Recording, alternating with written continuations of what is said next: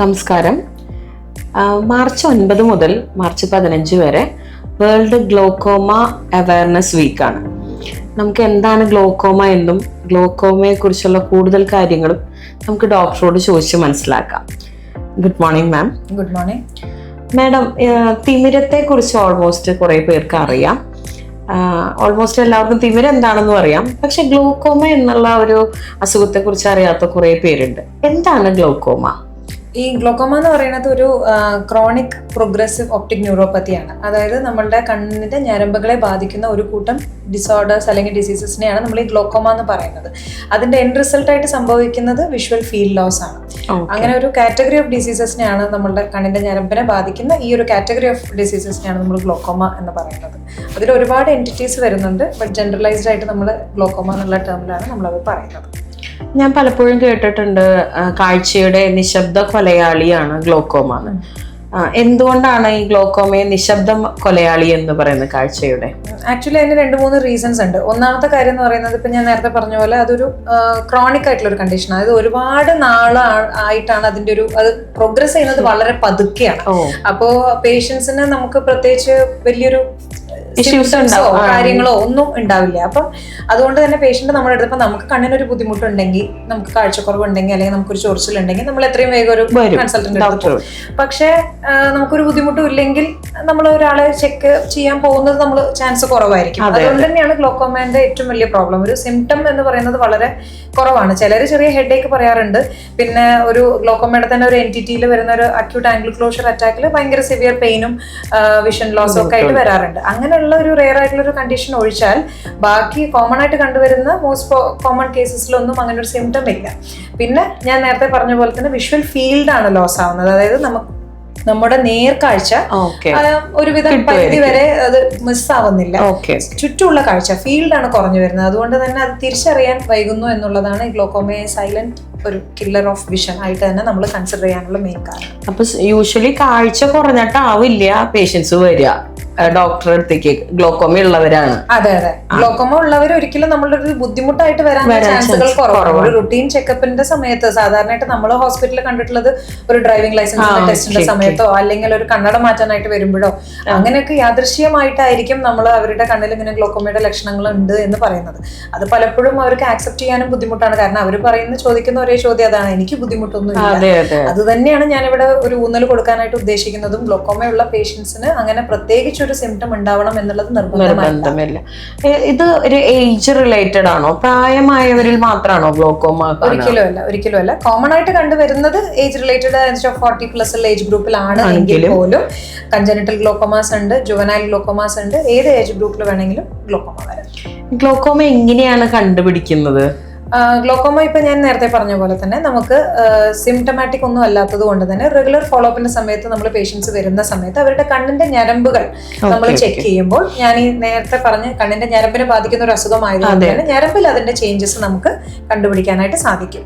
പിന്നെ കണ്ണിന്റെ പ്രഷർ നമ്മൾ ചെക്ക് ചെയ്യണം. പ്രഷറിന്റെ ചെക്കപ്പ് നമ്മൾ നടത്തുന്നു. അതോടൊപ്പം തന്നെ അതിന്റെ സ്കാനിങ്ങുകളുണ്ട്. ഞാൻ പറഞ്ഞ ഫീൽഡ് ചേഞ്ചസ്, നമുക്ക് നേർക്കാഴ്ച അല്ലാണ്ട് നമ്മുടെ കണ്ണിന്റെ ഫീൽഡ് നോക്കുന്ന ഒരു ഫീൽഡ് അനാലിസിസ് ഉണ്ട്. ആ ടെസ്റ്റുകൾ, പിന്നെ RNFL അനാലിസിസ്, കൃഷ്ണമണിന്റെ തിക്നെസ്, അങ്ങനെ ഒരു 4 ടൈപ്പ് സ്കാനുകളും എല്ലാം അടങ്ങുന്ന ഒരു ഇൻവെസ്റ്റിഗേഷൻ പ്രോട്ടോകോൾ ആണ് നമ്മൾ കണ്ടുപിടിക്കാനായിട്ട് വെക്കുന്നത്. നമ്മൾ ഫാമിലിയിൽ ഒരാൾക്ക് ഗ്ലോക്കോമ ഉണ്ടെങ്കിൽ, കണ്ടുപിടിച്ചിട്ടുണ്ടെങ്കിൽ അതിനുള്ള ചാൻസസ് നമുക്ക് വരാനുള്ള ചാൻസ് ഉണ്ടോ? അതെ, കൂടുതലാണ്. ഫാമിലി ഹെറിഡിറ്ററി ഒരു ഹിസ്റ്ററി, നമുക്ക് ഹെറിഡിറ്ററി ആയിട്ട് ഗ്ലോക്കോമ കിട്ടാനുള്ള ചാൻസുകൾ ഉള്ളതാണ്. ഫാമിലി ഹിസ്റ്ററി ഉള്ളവര് ഈ പറയുന്ന ഏജ് ഗ്രൂപ്പ്, ഏത് ഏജ് ഗ്രൂപ്പിലാണെങ്കിലും അവർ ശ്രദ്ധിക്കണം. റെഗുലർ ഫോളോ അപ്പ് ചെയ്തിട്ട് നമ്മൾ ഇപ്പൊ ഈ എല്ലാവരും റെഗുലർ ഫോളോ അപ്പ് നമ്മൾ എല്ലാവരോടും പറയുന്നത് ഇയർലി വൺസ് ആണ്. പക്ഷെ ഇപ്പൊ ഞാൻ നേരത്തെ പറഞ്ഞ ഇൻവെസ്റ്റിഗേഷൻസിലോ നമ്മൾ ഈ കാണുന്ന അസസ്മെന്റിലോ ഡിസ്കിൽ നമ്മുടെ കണ്ണിന്റെ ഞരമ്പിലോ പ്രഷറിലോ ചേഞ്ചസ് കാണിക്കുകയാണെങ്കിൽ അക്കോർഡിംഗ് ടു ദാറ്റ് നമ്മൾ അവരുടെ ഫോളോ അപ്സ് വിസിറ്റിന്റെ ഫ്രീക്വൻസി കൂട്ടും. ചിലപ്പോൾ അത് 3 മാസത്തിലാവാം, 6 മാസത്തിലാവാം. അങ്ങനെ ഒരു ഫോളോ അപ്പിലൂടെ മാത്രമേ നമുക്കതിനെ കണ്ടുപിടിക്കാനായിട്ട് സാധിക്കുകയുള്ളൂ. ഇപ്പൊ കണ്ണിന്റെ വേറൊരു അസുഖമായ ഡയബറ്റിക് റെറ്റിനോപ്പതി, നമ്മൾ ഷുഗർ കൺട്രോൾ ചെയ്താൽ വരില്ല എന്ന് പറയാം. അതുപോലെ എന്തെങ്കിലും കൺട്രോൾ ചെയ്താൽ ഈ ഗ്ലോക്കോമ വരാതിരിക്കാൻ പറ്റുമോ? അങ്ങനെയില്ല. ഗ്ലോക്കോമ ഒരു പ്രിവെന്റീവ് ആയിട്ടുള്ള മെഷർ അല്ല. പക്ഷെ സെക്കൻഡറി ഗ്ലോക്കോമാസ് ഉണ്ട്. ഇപ്പൊ നിങ്ങൾ ഈ പറയുന്ന കാറ്റഗറിയിൽ നമുക്ക് അത് ചെയ്യാൻ പറ്റുന്നത് സെക്കൻഡറി ഗ്ലോക്കോമാസ് ആണ്. അതായത് ഇപ്പൊ ചില ഡ്രഗ് ഇൻഡ്യൂസ്ഡ് ഗ്ലോക്കോമാസ് ഒക്കെ ആ ഡ്രഗ്സ് കഴിക്കുമ്പോഴാണ് വരുന്നത്. അപ്പൊ അങ്ങനെയുള്ള രീതിയിൽ അതിനെ പ്രിവെന്റ് ചെയ്യാൻ പറ്റുമോ എന്ന് വെച്ചാൽ മേ ബി പോസിബിളി. അതുപോലെ കണ്ണിന്റെ ഉള്ളിലുള്ള ലെൻസിന്റെ കാരണം വരുന്ന ലെൻസ് ഇൻഡ്യൂസ്ഡ് ഗ്ലോക്കോമാസ് ഉണ്ട്. അപ്പൊ അതൊക്കെ വന്നു കഴിഞ്ഞാൽ ഒരു ലെൻസ് കാരണമുള്ളതാണെങ്കിൽ അത് റിമൂവ് ചെയ്ത് കഴിഞ്ഞാൽ ഒരു പരിധിവരെ നമുക്ക് അതിനെ കൺട്രോൾ ചെയ്ത് കൊണ്ടുപോകാൻ പറ്റും. അല്ലാത്ത രീതിയിലുള്ളതിലൊന്നും അങ്ങനെ ഒരു വരാതിരിക്കാനായിട്ടുള്ള പ്രത്യേകിച്ച് ഒന്നും ചെയ്യാൻ പറ്റില്ല.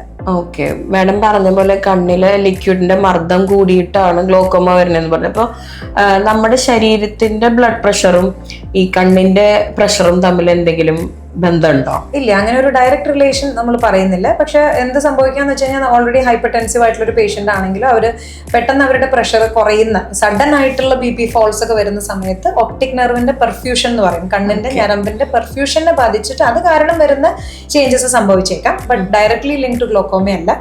പിന്നെ ഇപ്പൊ നമ്മുടെ കണ്ണിന്റെ ഉള്ളിലുള്ള ഫ്ലൂയിഡിന്റെ പേര് എന്ന് പറഞ്ഞാൽ അക്വസ് ഹ്യൂമർ ആണ്. അത് ബേസിക്കലി എന്താ സംഭവിക്കുന്നതെന്ന് വെച്ചാൽ നമ്മളുടെ കണ്ണിൽ തന്നെ അത് ഫ്ലൂയിഡ് പ്രൊഡക്ഷനും ഡ്രെയിനേജും സംഭവിക്കണം. അതിന്റെ ഒരു ബാലൻസിലാണ് നമ്മുടെ പ്രഷർ മെയിൻറ്റൈൻഡ് ആയിട്ട് വരുന്നത്. അപ്പൊ ആ ബാലൻസ് നഷ്ടപ്പെടുന്ന ഒരു അവസ്ഥ, അതായത് നമ്മളുടെ ആ ഡ്രെയിനേജ് ബ്ലോക്ക് ആവുന്ന അവസ്ഥ, അത് പല കാരണങ്ങൾ കൊണ്ടാവാം.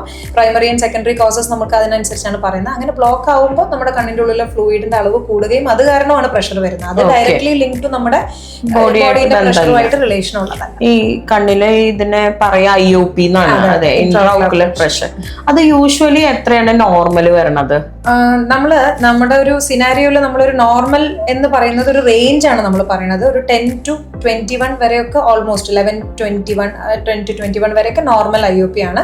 പക്ഷെ അത് ഹാർഡ് ആൻഡ് ഫാസ്റ്റ് റൂൾ അല്ല, ഇങ്ങനെ മാത്രമേ ഉണ്ടാവാൻ പാടുള്ളൂ എന്നില്ല.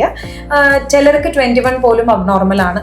അപ്പം കാരണം അതിന് നമ്മൾ ആക്ച്വലി അവരുടെ കണ്ണിന്റെ, ഇപ്പൊ ഞാൻ നേരത്തെ പറഞ്ഞ ഇവാലുവേഷൻസിലൂടെ അവരുടെ കണ്ണിന്റെ ഞരമ്പിന്റെ സിറ്റുവേഷൻ, അവരുടെ കൃഷ്ണമണിന്റെ തിക്നെസ്, നമ്മൾ നേരത്തെ ചെയ്ത സ്കാനുകൾ, അതെല്ലാം വെച്ചിട്ടാണ് നമ്മളൊരു പേഷ്യന്റ് ഒരു ടാർഗറ്റ് സെറ്റ് ചെയ്യുന്നത്. ടാർഗറ്റ് IOP എന്നാണ് നമ്മൾ അതിനെ പറയുന്നത്. ആ ടാർഗറ്റ് IOPയുടെ പ്രത്യേകത എന്താണെന്ന് വെച്ച് കഴിഞ്ഞാൽ ആ target IOP is an IOP. അതിൽ ആ IOPയിൽ നിൽക്കുമ്പോൾ, ആ പ്രഷറിൽ നിൽക്കുമ്പോൾ ഫർദർ ചേഞ്ചസ് ഞരമ്പിൽ സംഭവിക്കാതെ നമുക്ക് നിലനിർത്താൻ പറ്റുന്ന ഒരു പ്രഷറിനെയാണ് ടാർഗറ്റ് പ്രഷർ എന്ന് പറയുന്നത്. അപ്പോൾ അതിലേക്ക് കൊണ്ടുവരിക എന്നുള്ളതാണ് നമ്മുടെ എയിം. അല്ലാണ്ട് ഇപ്പം ചില പേഷ്യൻസ് ചോദിക്കാറുണ്ട്, അത് നിങ്ങൾ ചോദിച്ച ചോദ്യം വളരെ റെലവെന്റ് ആണ്. കാരണം ഒരുപാട് പേര് വന്നിട്ട് എനിക്ക് 18 ഉള്ളൂ, പിന്നെ എന്തിനാണ് എനിക്ക് ഡോക്ടർ മരുന്ന് തരുന്നത്, അങ്ങനെ ചോദിച്ചിട്ടുണ്ട്. അപ്പൊ എല്ലാവർക്കും ഒരു 18 അല്ലെങ്കിൽ എല്ലാവർക്കും ഒരു 19-20 വരെ നോർമൽ ഒരു കൺസെപ്റ്റ് അല്ല. നമ്മളുടെ അവരുടെ ഞരമ്പ്, അവരുടെ ഫീൽഡിന്റെ ടെസ്റ്റുകൾ, അതെല്ലാം അനലൈസ് ചെയ്തിട്ടാണ് നമ്മൾ ഓരോരുത്തർക്കും ഒരു ടാർഗറ്റ് സെറ്റ് ചെയ്യുന്നത്. ഈ ഗ്ലോക്കോമയ്ക്കുള്ള ട്രീറ്റ്മെന്റ്സ് എങ്ങനെയാ? സർജറി അങ്ങനത്തെ എന്തെങ്കിലും ട്രീറ്റ്മെന്റ്സ്? മോസ്റ്റ്ലി മെഡിക്കൽ മാനേജ്മെന്റ് തന്നെയാണ്. കാരണം നമുക്ക് മെഡിസിനിലൂടെ ഒരു പരിധി വരെ ട്രീറ്റ് ചെയ്യാൻ, നമുക്ക് കൺട്രോൾ ചെയ്യാനായിട്ട് പറ്റും. ഇപ്പൊ ഇതിന്റെ ഗ്ലോക്കോമയുടെ ഏറ്റവും വലിയ റിസ്ക് ഫാക്ടർ ആയിട്ട് പറയപ്പെടുന്നത് ഇൻട്രാഓക്കുലർ പ്രഷറാണ്. അപ്പൊ ഇൻട്രാഓക്കുലർ പ്രഷർ നമ്മൾ കൺട്രോൾ ചെയ്യാൻ വേണ്ടിയിട്ടുള്ള മെഡിസിൻസ് ആണ് നമ്മൾ യൂസ് ചെയ്യുന്നത്. പിന്നെ ഒരു ടൈപ്പ് ഓഫ് ഗ്ലോക്കോമയിൽ നമ്മളൊരു ടൈപ്പ് ഓഫ് ലേസേഴ്സ് ഒക്കെ ചെയ്തിട്ട് ഈ ഡ്രെയിനേജ് കൂട്ടാനുള്ള രീതിയിലുള്ള നമുക്ക് ലേസേഴ്സ് അവൈലബിൾ ആണ്. പിന്നെ അത് കോമൺ ആയിട്ട് വരുന്ന ട്രീറ്റ്മെന്റ് ഇത് രണ്ടുമാണ്. അത് ലേസേഴ്സ് ആൻഡ് മെഡിക്കൽ മാനേജ്മെന്റ് ആണ്. പിന്നെ നമ്മൾ ഇപ്പൊ ഞാൻ ഈ നേരത്തെ പറഞ്ഞ പോലെ നമ്മൾ ഈ മറ്റേ നോൺ സർജിക്കൽ മൊഡാലിറ്റീസ് എല്ലാം ചെയ്തിട്ടും നമുക്ക് ടാർഗറ്റ് IOPയിലേക്ക് എത്താൻ സാധിച്ചിട്ടില്ല എന്നുണ്ടെങ്കിൽ നമ്മൾ സർജിക്കലി ചെയ്യേണ്ടി വരും. അതുപോലെ തന്നെ ചില ഈ സെക്കൻഡറി ഗ്ലോക്കോമാസിലും നമുക്ക് ചിലപ്പം സർജറീസ് ആയിട്ട് മുന്നോട്ട് പോകേണ്ടി വരും. ഇപ്പൊ ഗ്ലോക്കോമ പൂർണ്ണമായിട്ടും നമുക്ക് ഒരാൾക്ക് ഗ്ലോക്കോമ ഉണ്ടെങ്കിൽ അത് പൂർണ്ണമായിട്ടും ഇല്ലാതാക്കാൻ പറ്റുമോ? ഒരിക്കലും ഇല്ല. നമുക്ക് ഗ്ലോക്കോമ കാരണം വരുന്ന ഡാമേജസ് ഇറിവേഴ്സിബിൾ, അതാണ് അതിന്റെ വേറൊരു പോയിന്റ്. അപ്പം നമ്മൾ അത് ഫീൽഡ് ചേഞ്ചസ്, അതിപ്പോ നമ്മൾ എത്ര പെർസെന്റേജ് ഉള്ളതിനെ നമുക്ക് ഫർദർ ചേഞ്ചസ് വരാതിരിക്കാനായിട്ട് നമുക്ക് പ്രഷർ മെയിൻറ്റെയിൻ ചെയ്തിട്ട് കൊണ്ടുപോകാൻ പറ്റും. അത് ഇപ്പം ഈ ചുറ്റുമുള്ള കാഴ്ച കുറഞ്ഞു വരുന്നതായതുകൊണ്ട് തന്നെ അവര് തിരിച്ചറിയാൻ വൈകുമെന്ന് ഞാൻ പറഞ്ഞല്ലോ. ആ പോകുന്ന ആ പെർസെന്റേജ് അതിനെ നമുക്ക് ഫർദർ ഫീൽഡ് ലോസ് ഇല്ലാതെ നമുക്ക് മെയിൻറ്റെയിൻ ചെയ്യാനായിട്ട് പറ്റും. അതിന് വേണ്ടിയിട്ടാണ് നമ്മൾ റെഗുലർ ഫോളോ അപ്പ് ചെയ്യുന്നതും IOP കൺട്രോൾ ആണോ നോക്കുന്നതും അങ്ങനെ എല്ലാ കാര്യങ്ങളും ചെയ്യും. Thank you ma'am. ഡോക്ടർ സംസാരിച്ച പോലെ രോഗി ഒരിക്കലും കാഴ്ച കുറഞ്ഞിട്ടല്ല ഡോക്ടർ അടുത്തേക്ക് വരുന്നത് ഗ്ലോക്കോമ ഉള്ളവർക്ക്. റെഗുലർ ചെക്കപ്പ് വഴി മാത്രമാണ് നമുക്ക് ഗ്ലോക്കോമ ഉണ്ടോയെന്ന് ഐഡന്റിഫൈ ചെയ്യാൻ പറ്റുള്ളൂ. ഗ്ലോക്കോമ ഉണ്ടെന്ന് അറിഞ്ഞു കഴിഞ്ഞാൽ അതിനുള്ള ഫർദർ ട്രീറ്റ്മെന്റ് എടുക്കുകയാണ് ഏറ്റവും നല്ല മാർഗം. അല്ലെങ്കിൽ നമ്മുടെ കാഴ്ച നമ്മളറിയാതെ തന്നെ ഗ്ലോക്കോമ അവസാനിപ്പിക്കും. അപ്പോൾ എനിവേ ഇപ്പോൾ നമ്മൾ എല്ലാ ട്രിനിറ്റി ബ്രാഞ്ചിലും, ട്രിനിറ്റി സൂപ്പർ സ്പെഷ്യാലിറ്റിയുടെ എല്ലാ ബ്രാഞ്ചുകളിലും സൗജന്യ ഗ്ലോക്കോമ നിർണയ ക്യാമ്പുകൾ നടന്നുകൊണ്ടിരിക്കുകയാണ്. അതുപോലെ അതിൻ്റെ ഫർദർ ചെക്കപ്പുകൾക്കും മറ്റുള്ള ടെസ്റ്റുകൾക്കും എല്ലാം 50% ഒരു ഓഫറിലാണ് ഈ സൗജന്യ ഒരു ക്യാമ്പിലൂടെ പോയിക്കൊണ്ടിരിക്കുന്നത്. എല്ലാവർക്കും നന്ദി.